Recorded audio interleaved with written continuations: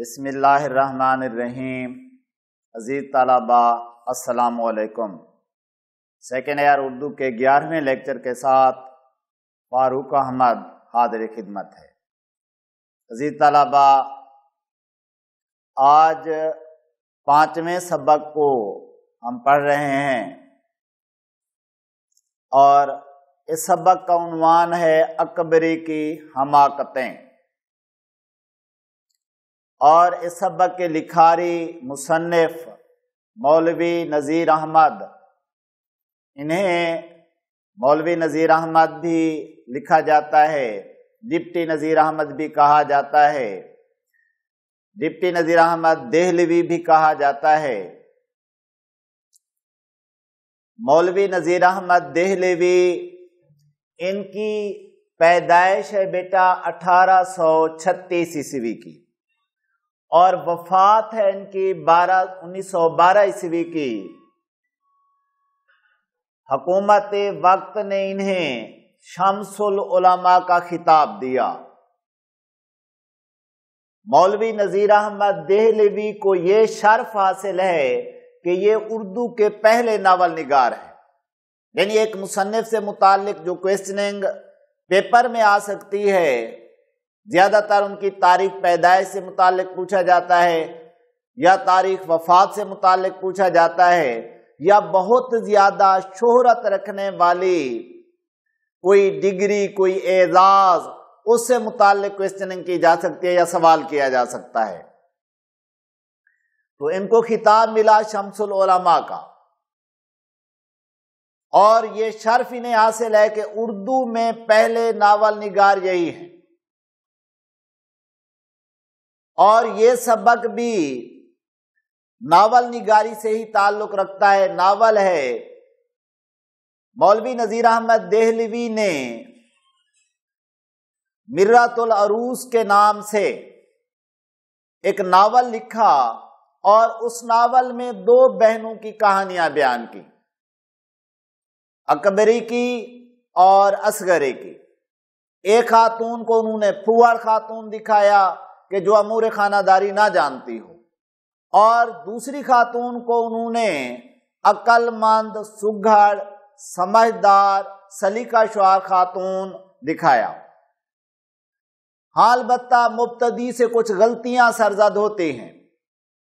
تنقیدی حوالوں سے اگر دیکھا جائے تو مرۃ العروس ناول، اس میں مولوی نذیر احمد دہلوی نے جو کریکٹر یا کردار پیش کیے ہیں، ابتدا سے لے کر آخر تک ان کو وہ ویسا لے کر گئے۔ مثال کے طور پر اگر اکبری ہے، اس کی حماقتیں انہوں نے شو کی ہیں یا دکھائی ہیں، ابتدا سے لے کر آخر تک انہوں نے اسے احمق اور نادان ہی دکھایا، کبھی کوئی اچھا کام، بھلا کام اسے نہیں ہونے دیا۔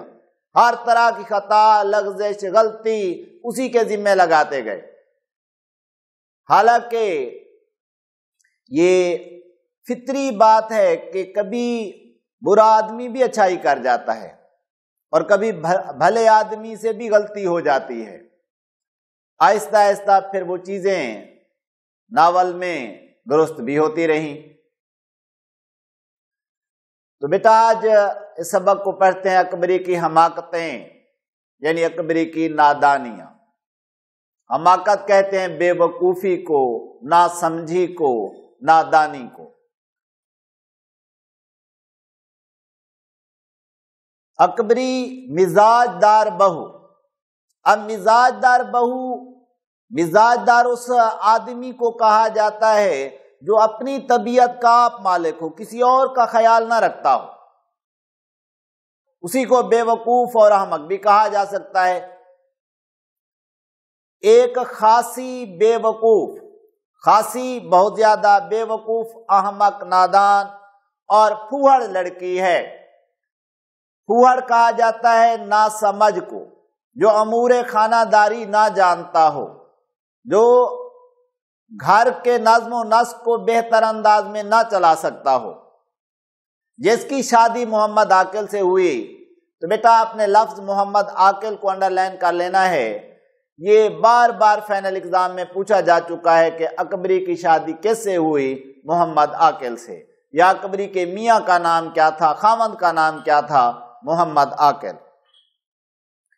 اس نے ساس سسر سے لڑنے جھگڑنے کے بعد روٹھ کر، ناراض ہو کر اپنے خاوند یعنی شوہر کے ساتھ الگ گھر میں رہنا شروع کیا، لیکن اس کی بد انتظامی یعنی بہتر انتظام نہ کر سکنا، برا انتظام اور ناسمجھی نے، بے وقوفی نے گھر کو برباد کر کے رکھ دیا۔ یعنی بزرگوں کا آسرا تھا تو اس آسرے کو، سہارے کو چھوڑ کر اکیلے گھر میں رہنا شروع کیا۔ اسی دوران میں وہ ایک کٹنی کے ہتھے چڑھ گئی۔ کٹنی کہا جاتا ہے چالاک اور مکارہ عورت کو، جو دوسروں کو اپنے فریب سے، فراڈ سے، مکار سے لوٹ لیتی ہو۔ ہتھے چڑھ جانا، اس کے ہاتھ آ جانا۔ مولوی نذیر احمد دہلوی لکھتے ہیں، اتفاق سے ان دنوں ایک کٹنی شہر میں وارد تھی، یعنی ایک مکارہ عورت شہر میں آئی ہوئی تھی، وارد ہونا، آنا، اور ہر جگہ اس کا غل تھا، ہر جگہ اس کا شور تھا۔ محمد عاقل نے بھی بی بی سے کہہ دیا تھا۔ اب بی بی سے مراد ہے بیوی، کہ ویسے محترم عورت کے لیے لفظ بی بی استعمال ہوتا ہے، عزت دار خاتون کے لیے لفظ بی بی استعمال ہوتا ہے، یہاں مراد بیوی، کہ کسی اجنبی عورت کو گھر میں مت آنے دینا۔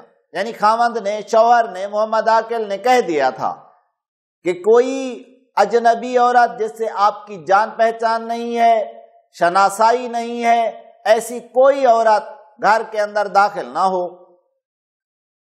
ان دنوں ایک کٹنی آئی ہوئی ہے، ایک مکارہ عورت شہر میں آئی ہوئی ہے، کئی گھروں کو لوٹ چکی ہے، لیکن مزاج دار شدت سے بے وقوف تھی۔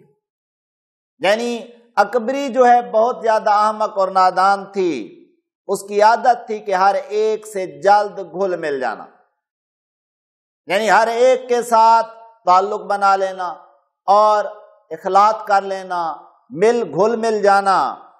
ایک دن وہی کٹنی حجن کا بھیس بنا، یعنی ایک حاجی عورت کا روپ بھر، بھیس بنانا کہتے ہیں شکل بنانا، روپ بنانا، روپ بدلنا۔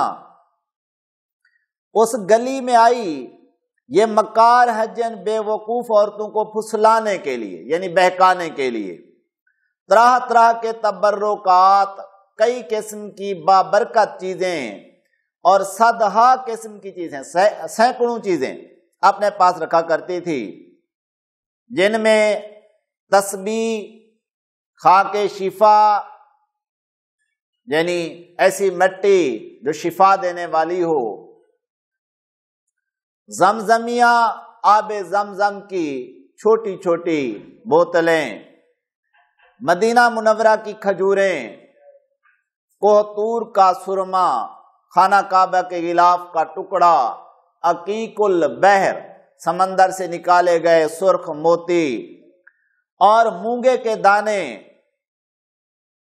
ناد علی یعنی حضرت علی کو پکارنے کے لیے ایک دعا، 5 سورہ، ایسی چھوٹی سی کتاب یا کتابچہ جس کے اندر 5 سورتیں یا 5 سورتیں اور ورد وظائف لکھے ہوئے ہوں۔ گلی میں آ کر جو اس نے اپنی دکان کھولی تو بہت سی لڑکیاں جمع ہو گئیں۔ مزاج دار نے بھی سنا، زلفین سے کہا، بیٹا آپ نے اس کو انڈر لائن کر لینا ہے، لفظ زلفین کو یہ پوچھا جاتا ہے کہ زلفین کون تھی، تو یہ ملازمہ تھی۔ گلی سے اٹھنے لگے تو حجن کو یہاں بلا لانا، یعنی اکبری نے اپنی ملازمہ زلفین سے کہا کہ حجن جب گلی سے جانے لگے، میں تو وہاں نہیں جا سکتی، اسے تو گھر بلا لا اور سب چیزیں ہم بھی دیکھیں گے۔ مزاج دار نے بھی سنا، زلفین سے کہا گلی سے اٹھنے لگے تو حجن کو یہاں بلا لانا، ہم بھی تبرکات کی زیارت کریں گے، یعنی ہم بھی بابرکت چیزیں دیکھیں گے۔ سرما اور ناد علی 2 چیزیں پسند کی، تو عزیز طلبہ آپ نے اسے انڈر لائن کرنا ہے، سرما اور ناد علی۔ یہ معروضی میں پوچھا جاتا ہے کہ اکبری کو کون کون سی چیزیں پسند آئیں، تو تو سرما اور ناد علی۔ حجن نے مزاج دار کو باتوں ہی باتوں میں تاڑ لیا، یعنی اندازہ لگا لیا، پہلے سے بھانپ لیا کہ یہ بے وقوف اور احمق ہے اور جلدی میرے ڈھب پر چڑھ جائے گی یا میرے ہتھے چڑھ جائے گی اور میں اسے لوٹ لوں گی، کہ یہ عورت جلد ڈھب پر چڑھ جائے گی۔ 1 پیسے کا بہت سا سرما تول دیا اور 2 آنے کو ناد علی حوالے کی، حالانکہ 1 پیسے کا کم سرما ملتا تھا، زیادہ دے دیا۔ ناد علی مہنگی دعا تھی تو وہ بھی سستے میں دے دی۔ اور اسے آپ نے انڈر لائن بھی کرنا ہے کہ سرما دیا کتنے کا؟ 1 پیسے کا، اور ناد علی کتنے میں دی؟ 2 آنے میں۔ اور فیروزے کی 1 انگوٹھی تبرک کے طور پر، برکت کے طور پر اپنے پاس سے مفت دی۔ یہ بھی معروضی میں پوچھا جاتا ہے کہ حجن نے مفت کون سی چیز اکبری کو دی؟ فیروزے کی انگوٹھی۔ مزاج دار ریجھ گئی، یعنی اکبری جو ہے ریجھ گئی، ریجھنا فریفتہ ہونا، مر مٹنا۔ اس کے بعد حجن نے سمندر کا حال، عرب کی کیفیت اور دل سے جوڑ کر 2-4 باتیں ایسی کیں کہ مزاج دار نے کمال شوق سے سنا اور اس کی طرف ایک خاص التفات کیا، یعنی ایک گھڑا ہوا قصہ، گھڑی ہوئی کہانی مزاج دار کو حجن نے سنائی۔ سمندر کا کوئی سفر نہیں ہوا تھا، لیکن خود سے بتا دیا کہ ہم نے سمندر میں سفر کیا تھا، حالت یہ رہی تھی، ساری گھڑی ہوئی باتیں تھیں جو اس نے اپنے دل سے گھڑ لی تھیں، اور اس کی طرف ایک خاص التفات کیا۔ التفات کہتے ہیں بیٹا توجہ دینے کو، متوجہ ہونے کو۔ حجن نے پوچھا کیوں بھی تمہارا کوئی بال بچہ نہیں؟ یعنی اس نے گھر کا ماحول دیکھا، چھوٹے بچے نہیں دیکھے، تو پھر یہ سوال کیا کیوں تمہاری اولاد نہیں ہے، تمہارا کوئی بچہ نہیں ہے، بیٹا بیٹی؟ مزاج دار نے آہ کھینچ کر کہا، یعنی اپنے غم اور دکھ کو ظاہر کرتے ہوئے مزاج دار نے کہا ہماری تقدیر ایسی کہاں تھی، یعنی ہمارا تو مقدر ایسا ہے ہی نہیں۔ تو اپنی تقدیر کو، اپنے مقدر کو اور اپنے نصیب کو رونا شروع کیا۔ حجن نے پوچھا بیاہ کو کتنے دن ہوئے، یعنی شادی کو کتنا عرصہ ہوا ہے؟ مزاج دار نے کبھی برس روز نہیں ہوا، یعنی ابھی 1 سال مکمل نہیں ہوا۔ مزاج دار کی بے عقلی کا اب تو حجن کو یقین ہوا، یعنی حجن کو اس بات کا یقین ہو گیا، اس بات پر اعتماد آ گیا کہ واقعی یہ ہے ہی بے وقوف، اور دل میں کہنے لگی کہ اس نے تو اولاد کا نام سن کر ایسی آہ کھینچی، یعنی اپنے دکھ اور غم کو ایسے ظاہر کیا جیسے برسوں کا امیدوار، یعنی سالہ سال سے کوئی امید لگائے بیٹھا ہو۔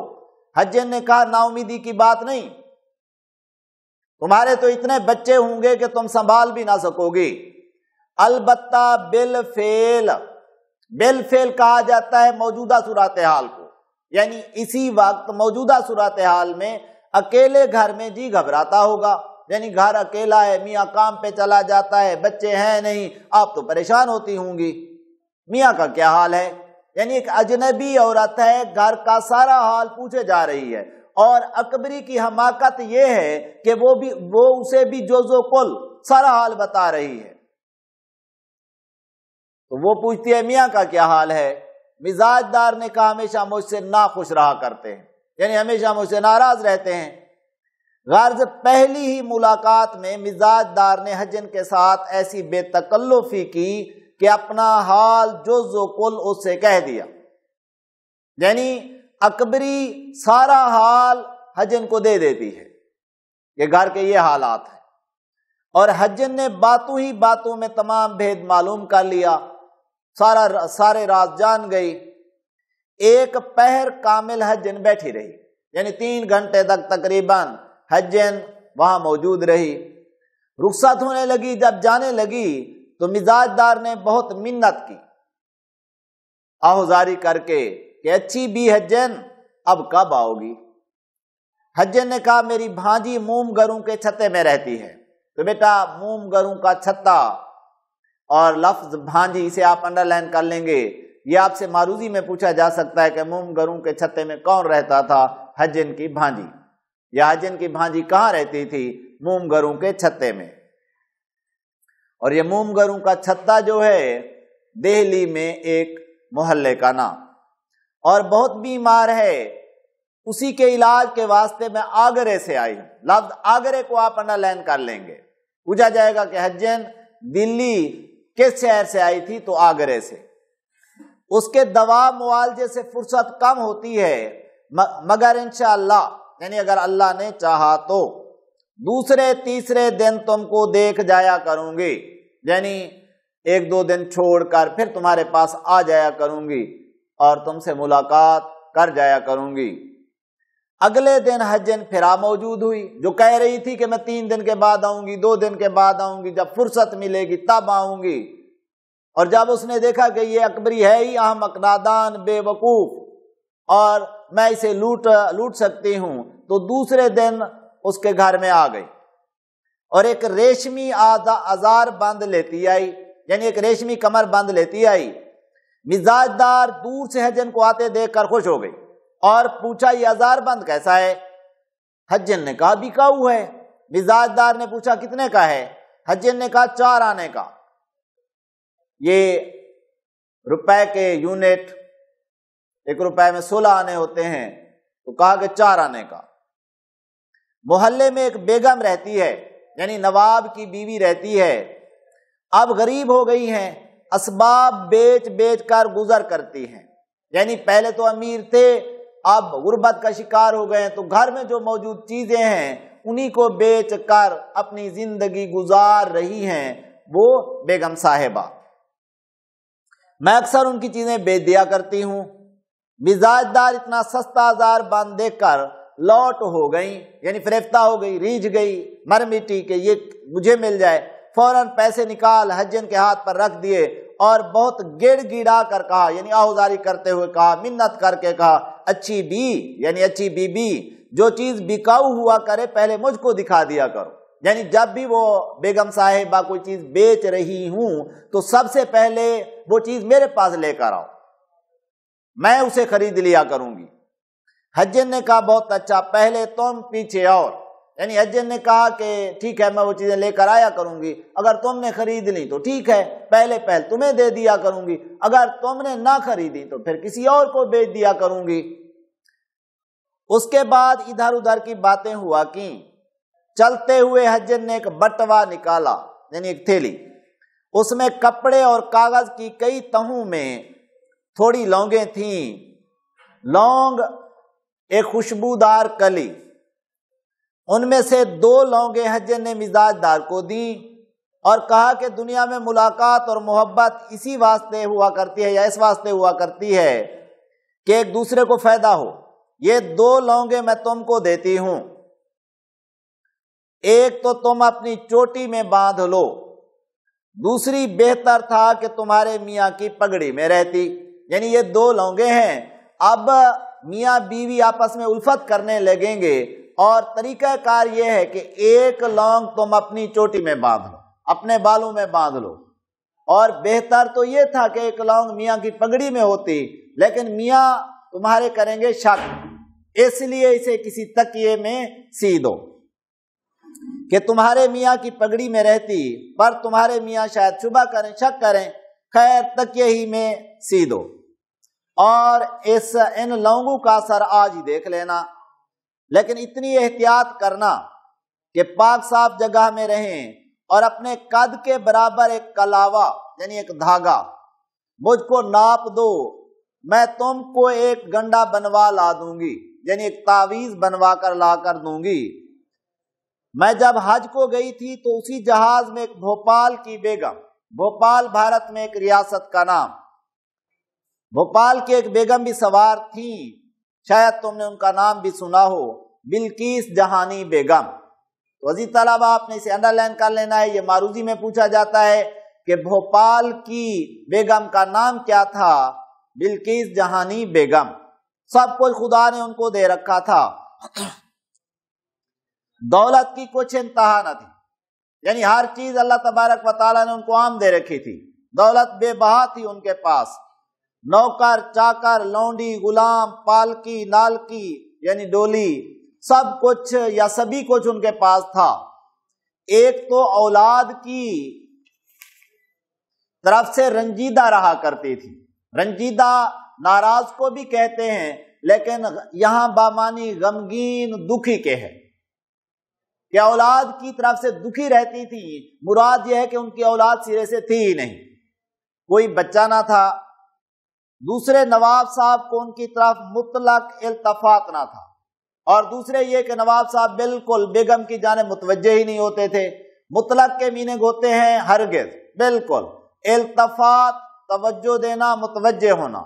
شاید اولاد نہ ہونے کے سبب محبت نہ کرتے ہوں، اب وہ اپنے قصے کو اپنی کہانی کو اسی سمت لے کر آ رہی ہے کہ اکبری نے بتا دیا تھا کہ میرا میاں مجھ سے ناراض رہتا ہے، کیوں ناراض رہتا ہے؟ میری اولاد نہیں ہے، سبب یہی بتایا تھا۔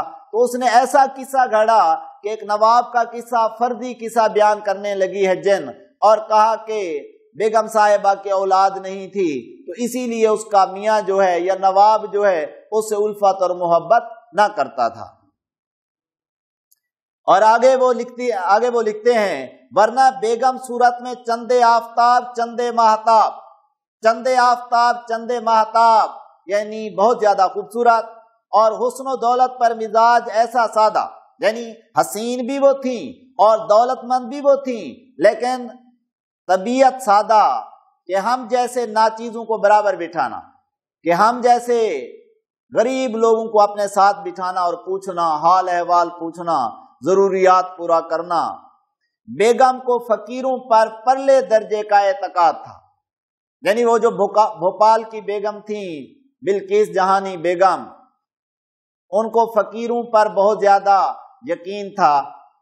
ایک دفعہ سنا کہ 3 کوس پر کوئی کامل وارد ہے، یعنی ایک دفعہ انہوں نے سنا کہ 3 کوس پر ایک مکمل پیر فقیر آیا ہوا ہے، بہت پہنچا ہوا فقیر آیا ہوا ہے۔ اندھیری رات میں گھر سے پیادہ پا ان کے پاس گئیں، یعنی پیدل ان کے پاس گئیں، اور پہر تک ہاتھ باندھے کھڑی رہیں۔ فقیروں کے نام کے قربان جائیے۔ ایک مرتبہ جو شاہ صاحب نے آنکھ اٹھا کر دیکھا، فرمایا کہ جا مئی رات کو حکم ملے گا۔ بیگم کو خواب میں بشارت ہوئی، خوشخبری ہوئی کہ حج کو جا اور مراد کا موتی سمندر سے نکال لا۔ اب بیٹا یہ گھڑی ہوئی کہانی ہے کہ جب اس طریقے پر ماورائے عقل باتیں بیان کی جا رہی ہوں تو سمجھنا یہ چاہیے کہ کہیں نہ کہیں اس میں مبالغہ ہے، یعنی اس کے اندر جھوٹ کی آمیزش ہے۔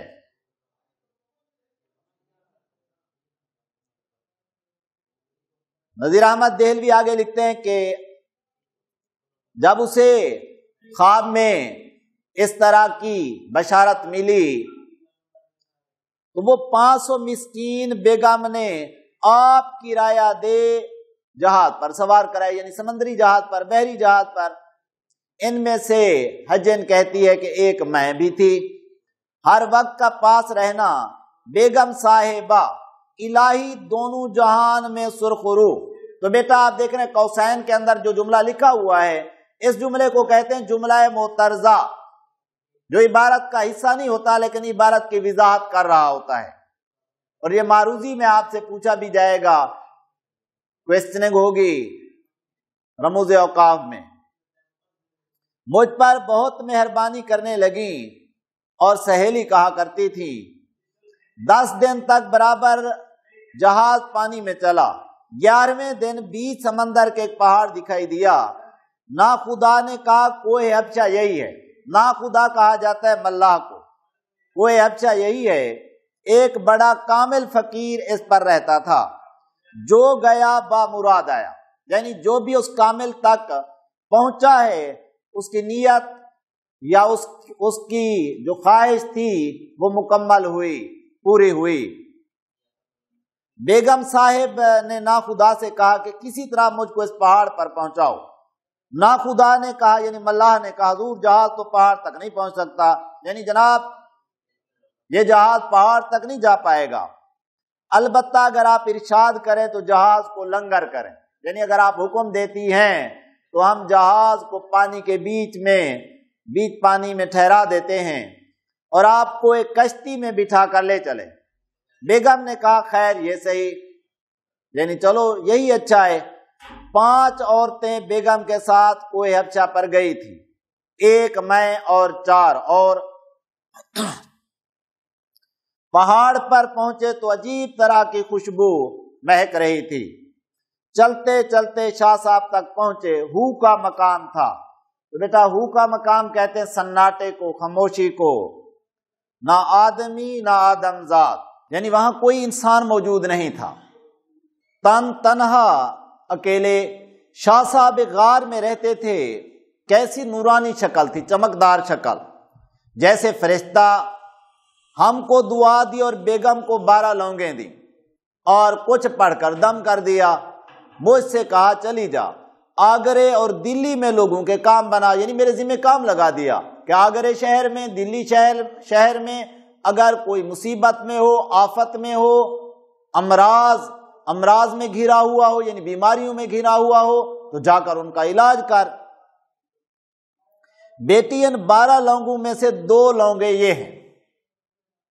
ہم سب حج کر کے لوٹے تو نواب صاحب یا تو بیگم کی بات نہ پوچھتے تھے، یا یہ نوبت ہوئی، یعنی یہ حالت ہوئی کہ 1 مہینے آگے سے بمبئی میں آ کر بیگم کو لینے کو پڑے تھے۔ بمبئی والی بندرگاہ پر، یعنی پہلے سے آ کر وہاں وہ ٹھہرے ہوئے تھے۔ جو ہی وہ بحری جہاز بندرگاہ پہ آ کر رکا، جو ہی بیگم نے جہاز پر سے پاؤں اتارا، نواب صاحب نے اپنا سر بیگم کے قدموں میں رکھ دیا اور رو رو کر خطا معاف کر آئی۔ تو اس نے کہا، اکبری نے کہا تھا کہ میرے میاں مجھ سے ناراض رہتے ہیں، تو اپنی فرضی کہانی کو یا فرضی داستان کو یا اپنے اس گھڑے ہوئے قصے کو وہ اسی سمت لے کر آ رہی ہے۔ 6 برس میں بھوپال میں حج سے واپس آ کر ٹھہری۔ فقیر کی دعا کی برکت سے لگاتار اوپر تلے اللہ رکھے 4 بیٹے بیگم کے میرے رہتے ہو چکے تھے، اور دوسرا کسے کو لے آنا تھا اولاد کی جانب، تو کہا کہ اللہ تبارک و تعالیٰ نے اس بیگم کو 4 بیٹے دیے۔ پھر مجھ کو اپنا دیس یاد آیا، وطن یاد آیا۔ بیگم سے اجازت مانگی، بہت روکا۔ میں نے کہا شاہ صاحب نے مجھ کو دلی آگرے کی خدمت سپرد کی ہے، یعنی میرے ذمہ لگا ہوا ہے کہ آگرے جاؤ، دلی جاؤ، تو میں اپنی مرضی سے نہیں جا رہی ہوں، یہ شاہ صاحب کا حکم تھا، مجھ کو وہاں جانا ضرور ہے۔ یہ سن کر بیگم نے چاروں ناچار، یعنی چاہتے ہوئے یا نہ چاہتے ہوئے مجبوراً مجھ کو رخصت کیا کہ ٹھیک ہے تم اب بھوپال چھوڑ کر دلی جا سکتی ہو۔ عزیز طلبہ، آج کا لیکچر یہیں پر ختم کرتے ہیں۔ اس سبق کا دوسرا حصہ انشاءاللہ تعالی اگلے لیکچر میں پڑھیں گے۔ اللہ حافظ۔